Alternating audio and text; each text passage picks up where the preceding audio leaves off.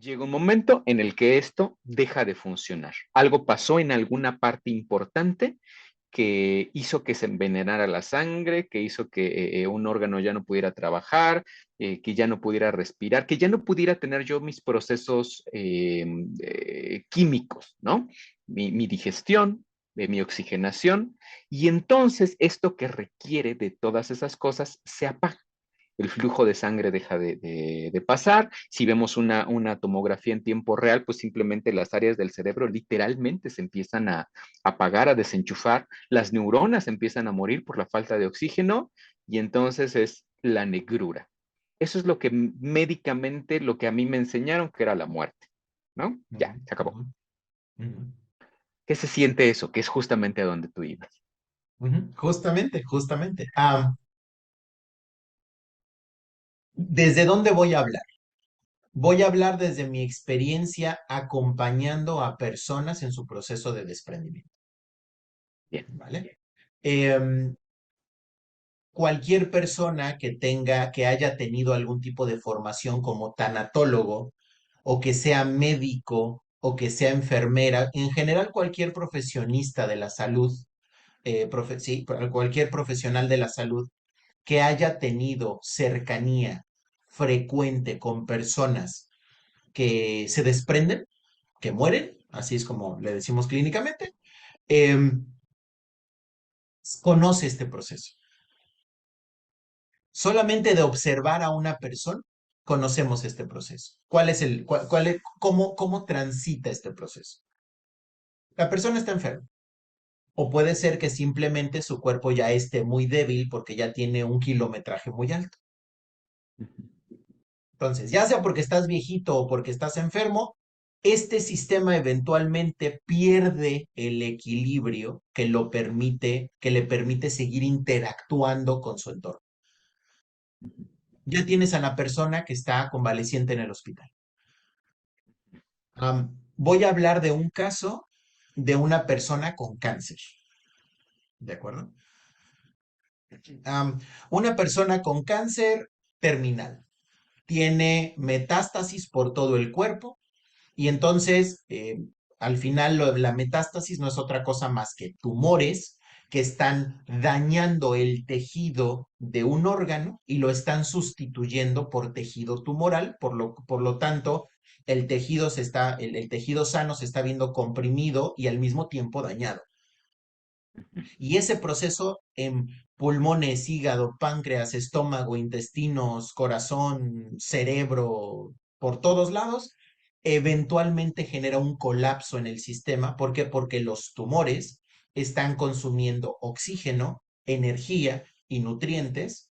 Y como los tumores se agarran de vascularidades, digamos que se roban los nutrientes y el oxígeno y por lo tanto la energía, y para cuando la sangre le llega a los órganos, ya está demasiado filtrada, ya no le llega tan rica en oxígeno, nutrientes, etcétera.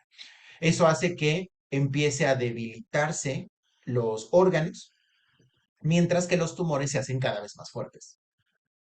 ¿Vale? Um, ¿Qué ocurre ahí? Bueno, el primer paso es que va a empezar a haber presencia de dolor, porque cuando el tumor ya es muy grande, empieza a apretar tejidos, empieza a eh, estimular terminales nerviosas y ahí es donde comienza el dolor. Cuando el dolor empieza a aumentar, aumentar, aumentar, si nosotros no utilizáramos ningún tipo de analgésico, hay un cierto nivel en el que el dolor es tan alto que el cuerpo ya elige no sentirlo. Ujú. Tenemos un límite en cuanto al dolor.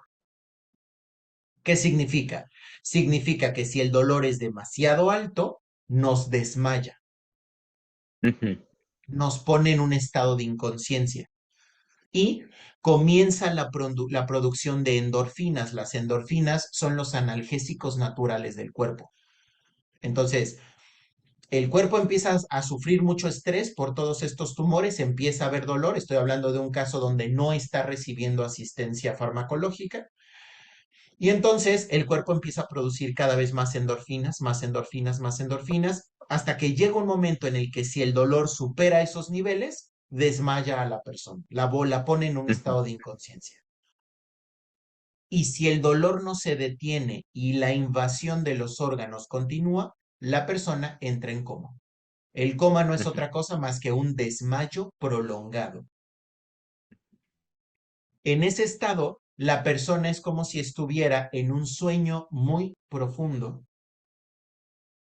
donde sí hay sueños, sí está soñando la persona. El estado se parece un poco al de movimientos oculares rápidos. ¿De Bien. acuerdo? Entonces, la persona no necesariamente es consciente de que está en coma, Ujú. pero sí tiene ensoñaciones, igual que cuando nosotros estamos dormidos. Cuando nosotros estamos dormidos, no estamos conscientes de que estamos dormidos cuando estamos en sueño profundo y Ujú. tenemos ensoñaciones, Ujú. ¿no? Entonces, la persona entra en coma. Una vez que la persona entra en coma, si este proceso donde los tumores siguen creciendo y los órganos se siguen dañando, persiste, el cerebro activa un programa de muerte. Así como tenemos un programa para el nacimiento, tenemos un programa para nuestra vida sexual y tenemos un programa social que nos permite conectarnos con otros, también tenemos programas para despedirnos de este avatar. Ujú. Entonces, ahí es donde el cerebro dice, bueno, muchachos, hicimos lo mejor que pudimos con lo que teníamos, ahora llegó el momento de cerrar el changarro. El cerebro es importante recordar que tenemos un depósito muy, muy grande de un montón de químicos que nos hacen pensar y sentir un montón de cosas. Ujú. Lo que hace el cerebro cuando se activa el programa de muerte es, como ya no necesita preservar la vida, vacía todo el inventario de fármacos. Usa todo lo que tiene guardado. Entonces, cuando ya ha llegado el momento, se reúne el cerebro con los órganos y les dice, muchachos, un placer haber estado con ustedes, haber servido con ustedes. Gracias por todas las experiencias vividas. Comenzamos a pagar todo el sistema. Todos reciben esta instrucción de muerte y cada uno de los órganos y cada uno de los sistemas comienza a ejecutar de forma completamente autónoma su programa de muerte. El cerebro solamente les dice ahora, nada más. Y ya cada sistema sabe lo que tiene que hacer. Eso significa el metabolismo baja casi al mínimo, a veces hasta imperceptible. Se puede pensar que la persona ya está muerta porque su respiración es muy superficial, su frecuencia cardíaca es muy baja, la fuerza del latido cardíaco es muy bajita. Entonces, el metabolismo se baja al mínimo. Siguiente, se liberan todas las endorfinas. Traducción, la persona no siente ningún dolor. Y ahí es donde la mayoría de las personas despiertan del coma.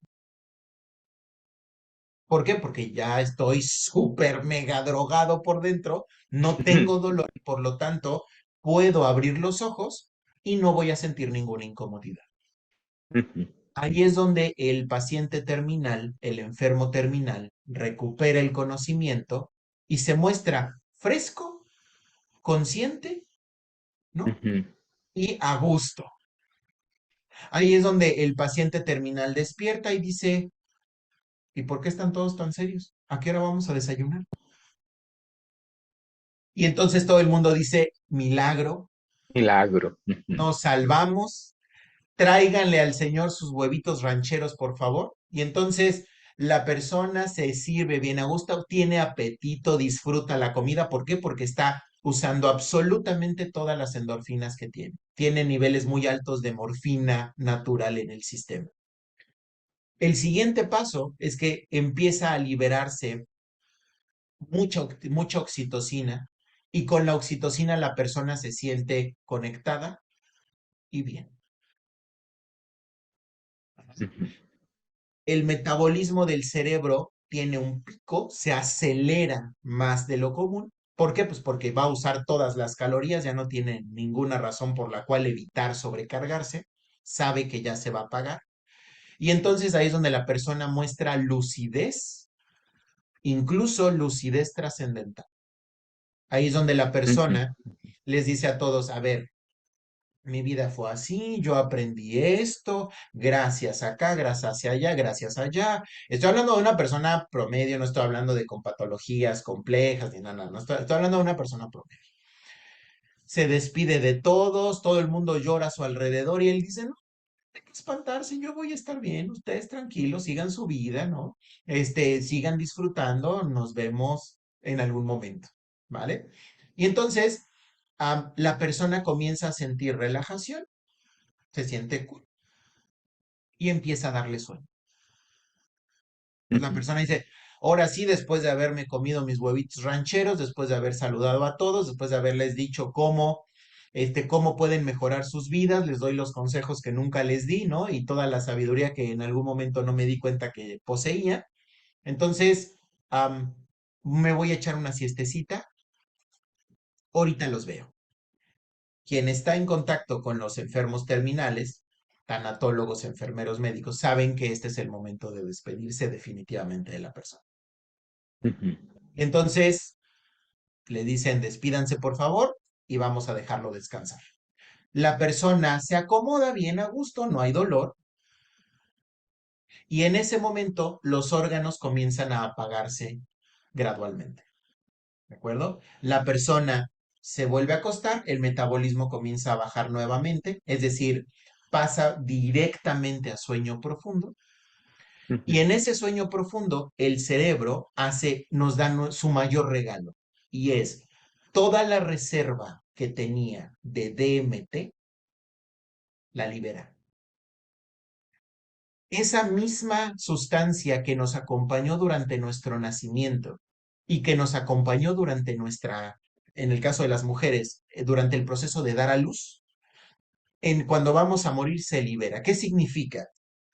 Significa que sentimos lo que cualquier persona que haya experimentado de forma adecuada con psicodélicos, entiéndase ayahuasca, psilocibina, bufo, cambó, cualquiera de las cortezas africanas, cualquiera de esta sensación que tienes de plenitud, de bienestar, de conexión con el universo, de sentirte acompañado, ¿no? De sentirte seguro de iniciar el viaje, de sentirte esta presencia amorosa, extrema, ¿no?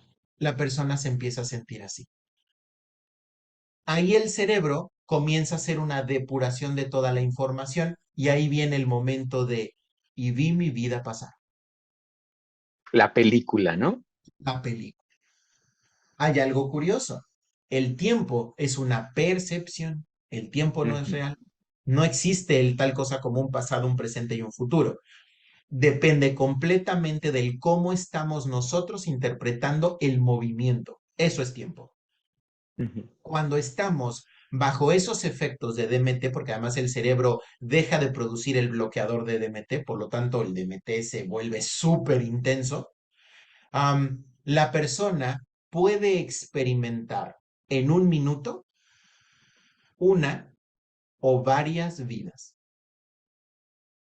De hecho, y déjame hacer ahí no, que no se te vaya, mi amigo, para que no se me vaya a ir.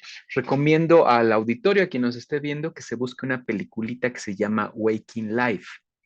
Waking Life es una película ya viejita, de hace quizá como 30 años, 20 años aproximadamente, que la van a identificar muy fácilmente porque son actores reales, pero encima de ellos dibujaron con mano y parecen caricaturas.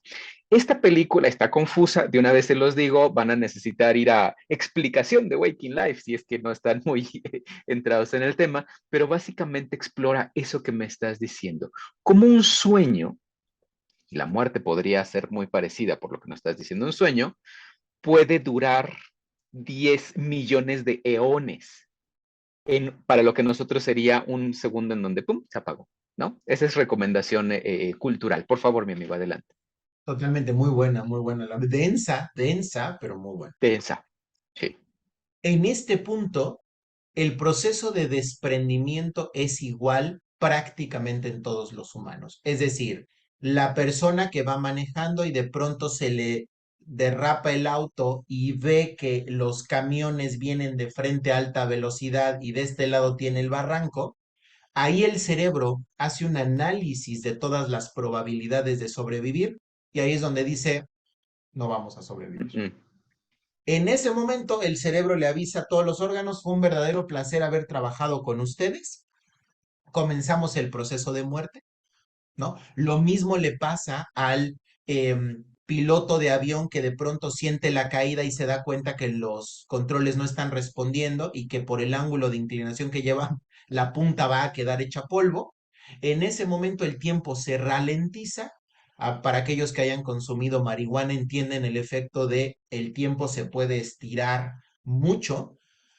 Entonces, ahí el cerebro del piloto dice, no vamos a sobrevivir, y el cerebro del piloto dice, órganos, fue un verdadero placer haber servido con ustedes en esta experiencia humana. Nos despedimos. Lo mismo pasa con la persona que cae bajo el agua y de pronto siente que está demasiado profundo, que no va a volver a salir, y en ese momento cuando trata de inhalar y los pulmones en su último intento desesperado por sobrevivir se expanden y entonces empieza a respirar agua, ahí el cerebro dice, queridos No hay más órganos, que hacer. Es decir, en este punto no importa cuál sea el proceso de desprendimiento, ya aquí se parece mucho lo que voy a decir sin importar cómo es que nos estemos desprendiendo. Lo Bien. mismo pasa con las personas que están en el quirófano, ¿no? Y de pronto se empieza a salir demasiada sangre, el cerebro se le activa, se está dando cuenta que el volumen de sangre que está perdiendo es demasiado alto y que no lo va a lograr, y entonces el cerebro le dice a los órganos, estimados colegas, hasta aquí llegamos, muchísimas gracias por su servicio. Apaguen todo, por favor, no olviden barrer antes de retirarnos y nos vemos del otro lado. Entonces, hasta aquí, a partir de este punto, Ujú. nuestros procesos de desprendimiento se parecen mucho. Bien. ¿Qué ocurre? El primer paso es el tiempo se empieza a ralentizar. ¿Por qué? Por efecto del DMT. Todo esto que estoy explicando pueden acercarse a fuentes científicas, todo lo que tiene que ver con neurociencias, el DMT, el proceso de muerte, también mucho de la literatura de tanatología toca estos puntos. Si quieren referencias, pues nada más pídanlas en los comentarios, ¿no? Entonces, en este punto el tiempo se empieza a hacer más lento, la persona no siente dolor, de hecho, el miedo incluso le da una pausa, le da un respiro, no hay sensación de miedo, hay una sensación de aceptación y de serenidad. Hay un punto hasta el cual llega el miedo, ya después de eso el miedo ya no sube más. Ahí es donde se bloquea y se empieza a liberar todas las endorfinas, la oxitocina, la dopamina, la serotonina, y la persona se siente en calma. A partir de eso, empieza a mostrarnos toda nuestra vida con el mayor detalle posible. ¿Por qué? El cerebro lo que hizo fue codificó toda nuestra historia, y no solamente es lo que vimos, es absolutamente toda la experiencia, lo que sentí, la temperatura del aire, el sonido que nunca me había dado cuenta que había un pajarito mientras yo nacía, el sonido muy sutil de la primera vez que yo llegué a un parque, todo eso está almacenado en nuestras células. El cerebro lo guarda, y todo llamémosle, toda esta parte sutil de la experiencia la guarda porque no es tan relevante ay, y me acuerdo que en mi primer día de clases me estaba apretando el calzón, pues no es tan relevante, lo guarda en un espacio aparte, mientras que guarda lo más importante, los highlights de nuestra Ujú. vida, la guarda en otro espacio. En este momento unifica la experiencia, y aquí es donde la persona que pasó, hay muchas personas que han pasado por este proceso, pues sobre todo en el quirófano o con accidentes graves, dicen, vi mi vida pasar y es como si la reviviera, como si la volviera a experimentar con todo el detalle posible y en cámara lenta. El cerebro libera toda la información que ha almacenado durante toda tu vida y te permite darle una revisada a todo detalle, ¿no? Puedes acelerar, frenar, pausar, tienes todo el tiempo del universo. No importa si en términos mundanos y mortales te tomó morir un minuto, Ujú. tú lo puedes experimentar como que duró 100 años, 1000 años, 10.000 años, un eón.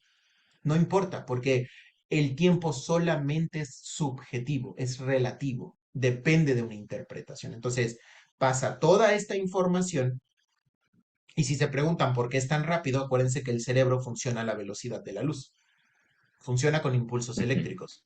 Entonces, piensen, en un pulso de luz, ¿cuánta información se transmite a través de fibra óptica de un continente a otro? En un impulso de luz, uno nada más. Ujú.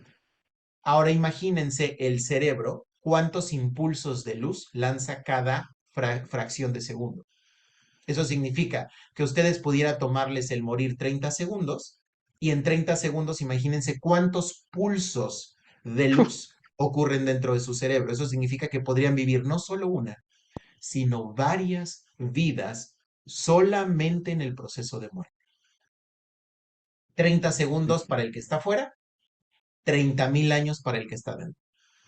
Entonces, la persona ve toda su vida pasar y en ese momento comienza el cerebro, ya se empezaron a apagar todos los órganos, el pulmón, ¿no? Los pulmones, el corazón, el hígado, ya empiezan a perder actividad. El corazón es el último en detenerse y todo comienza a perder actividad porque ya no tiene ni combustible ni oxígeno para quemar el combustible. Entonces ya deja de enviar información al cerebro y entonces el cerebro lo único que percibe es, ya se apagó bodega, ya se apagó tal, ya se apagó todo, ya están cerrando el changarro y el cerebro comienza a apagar las áreas menos importantes hasta las más importantes. ¿Qué significa esto? La primera área que apaga es la que permite la conexión hacia el cuerpo. Traducción, dejamos de experimentar el cuerpo. Y ahí es donde la persona dice, y me sentí ligero o ligera. Ujú. Sentí como si pudiera volar. Me sentí que ya no estaba atado. Sí, pues porque ya se te apagó de acá para abajo, ¿no? Ujú. Siguiente. Y después de eso, empecé a ver un túnel. Sí, con la luz, con la luz. Ajá.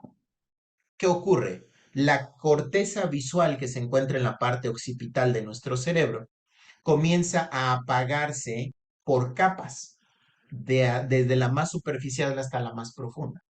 Eso significa que nuestro campo de visión comienza a reducirse. Ujú. No hay un túnel.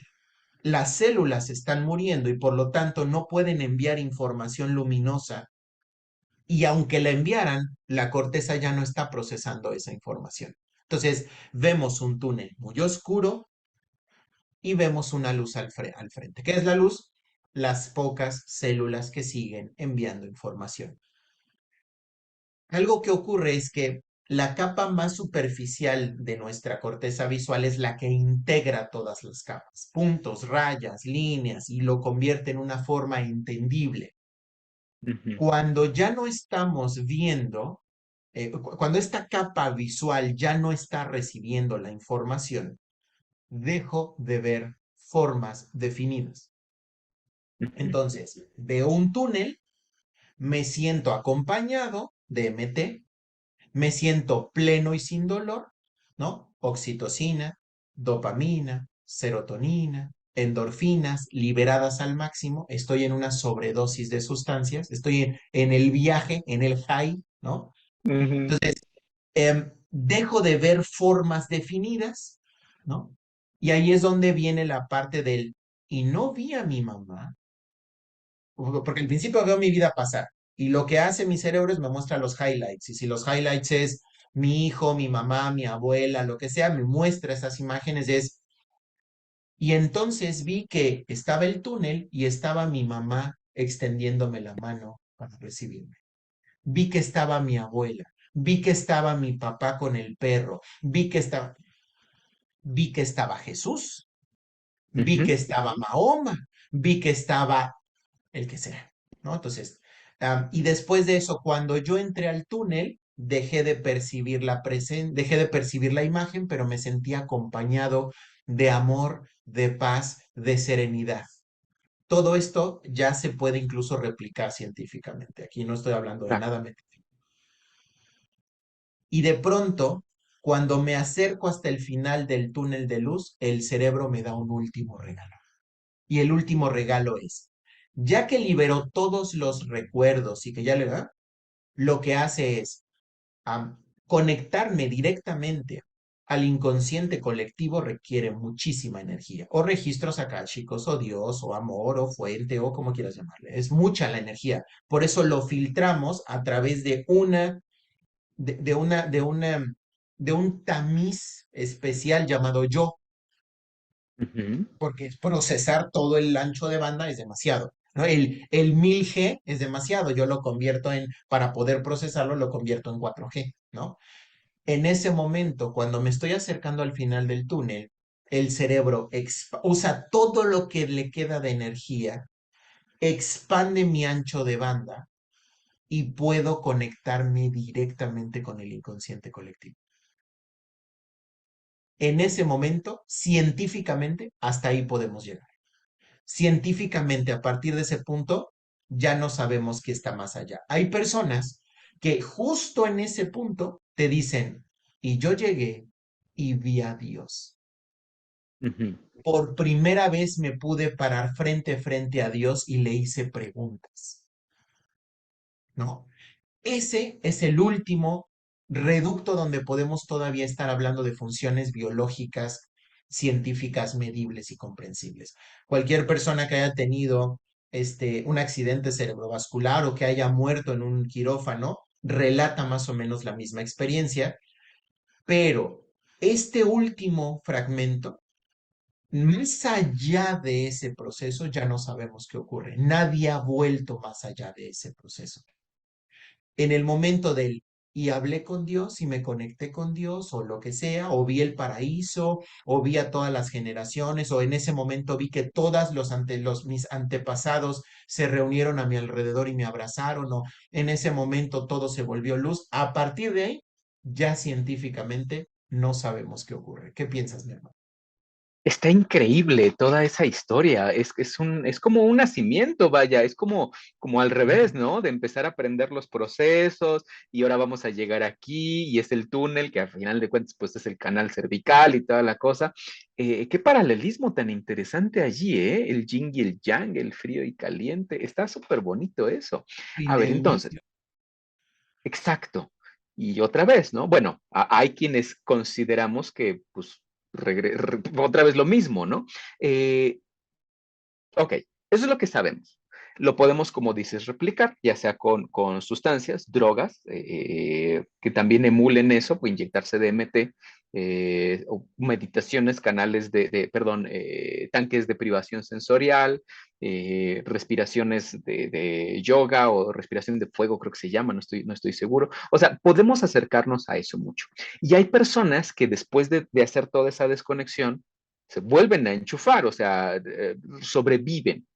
Y ese es su testimonio combinado con los procesos. O sea, yo he llegado a ver documentales en donde pues, hay cámaras y hay cosas que la gente permite que lo filmen dentro de su proceso y está muy interesante ver cómo justamente eso, por calor podemos ver cómo se desconecta uno, se desconecta otro, niveles en la sangre. Ok, ahora, es que no quiero llamarle científico, más bien dentro de la medicina alópata o lo que llamamos clínica, eso es hasta donde llegamos. Y a donde no llegamos, ¿hay alguna idea de lo que pasa a donde no llegamos a comprender desde esa? Porque todas las religiones tienen su explicación, no difieren mucho unas de las otras. Bueno, salvo la católica que dice que el paraíso y el infierno, pero todas las demás te hablan de otra cosa. Um, ¿Qué opinas al respecto? Am, a partir del ya llegué al final del túnel y entonces estuve en presencia de la fuente, el creador o lo que sea, ¿no? El amor absoluto, bla. A partir de ese punto es cuando empezamos a utilizar nuestras metáforas.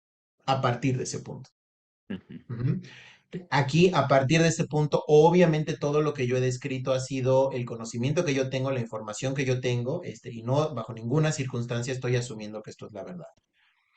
Pero tengo que hacer un doble disclaimer, que a partir de este punto yo solamente voy a hablar desde mi metáfora personal.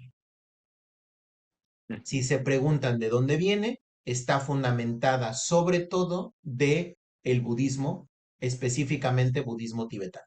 Esa es mi fuente principal.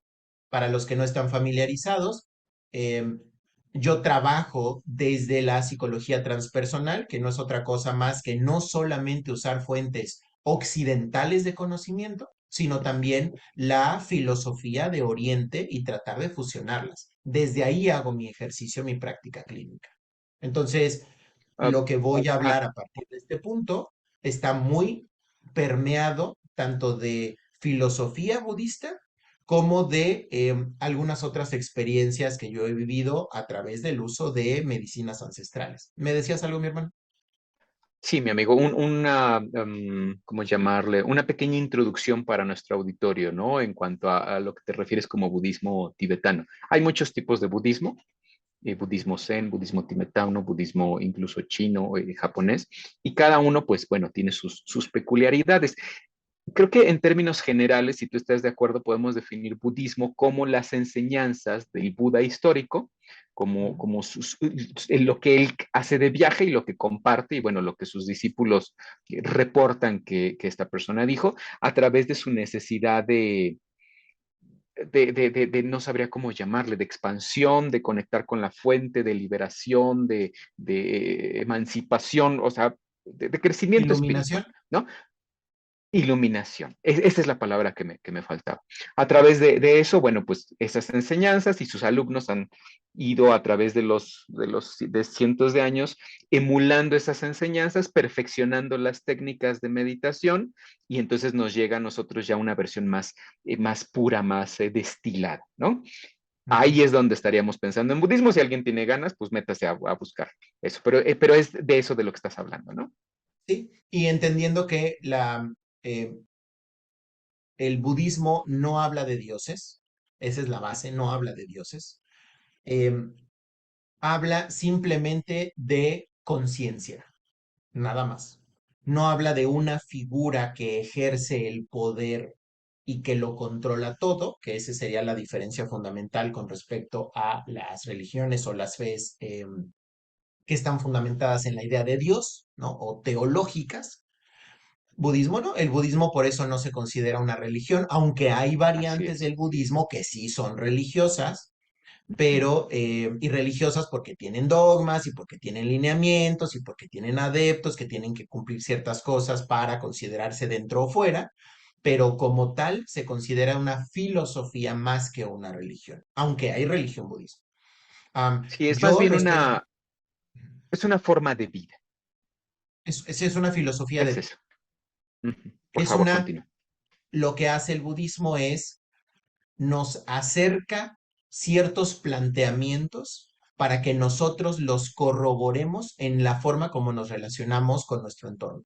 O sea, te da ciertos lineamientos y te dice, esto es lo que han descubierto los monjes durante muchísimos siglos, de estar dándole vueltas, ¿no? Al Ujú. estar cuestionándose sobre la naturaleza de la realidad, la naturaleza de la mente, la naturaleza de la existencia, y es una práctica constante, que eso es la meditación, y estas conclusiones han salido de ahí, que si lo analizas es exactamente lo mismo que hacían los filósofos griegos. Los filósofos griegos se hacían Sí. preguntas de tipo trascendental o fundamental, ellos en la búsqueda de la sabiduría, ¿no? En el caso también de los budistas buscan la sabiduría.